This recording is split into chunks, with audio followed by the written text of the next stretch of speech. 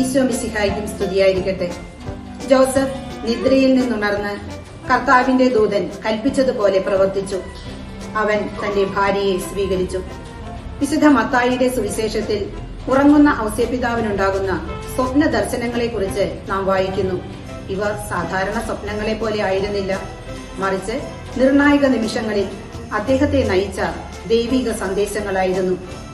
ഉറക്കം നഷ്ടപ്പെടുത്തുന്ന, തീരുമാനങ്ങൾ എടുക്കാൻ സാധിക്കാത്ത അനേകം പ്രതിസന്ധികളിലൂടെയും പ്രയാസങ്ങളിലൂടെയും അദ്ദേഹം കടന്നുപോയി. തന്റെ ഭയാശങ്കകളും പ്രയാസങ്ങളുമെല്ലാം ദൈവത്തിന് ഏൽപ്പിച്ചു കൊടുത്തുകൊണ്ട് ദൈവത്തിൽ ആശ്രയിച്ച് തികഞ്ഞ ശാന്തതയോടെ, ഉറക്കത്തിലും ജാഗ്രതയോടെ ദൈവസ്വരം ശ്രവിച്ച് അതനുസരിച്ച് പ്രവർത്തിക്കാൻ സന്നദ്ധനായിരുന്നു ജോസഫ്. എപ്പോഴും ഉറങ്ങിക്കൊണ്ടിരിക്കാനല്ല, നല്ല വെളിപ്പെടുത്തലുകൾക്കനുസരിച്ച് സമയബന്ധിതമായി പ്രതികരിക്കാനാണ് വിശുദ്ധ യൗസേപ്പിതാവ് നമ്മോട് ആവശ്യപ്പെടുന്നത്.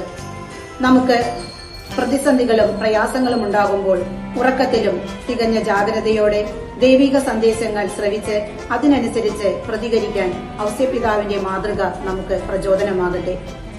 ക്രിസ്തുമസ് ആഘോഷിക്കാനായി ഒരുങ്ങുന്ന നമുക്ക് ഈ രാവുകളിൽ നിശബ്ദതയിൽ അതീവ ശ്രദ്ധയോടെ ജാഗ്രതയോടെ ദൈവത്തിന്റെ മാർഗനിർദ്ദേശങ്ങൾ സ്വീകരിക്കുന്നതിനായി കാതോർക്കാം.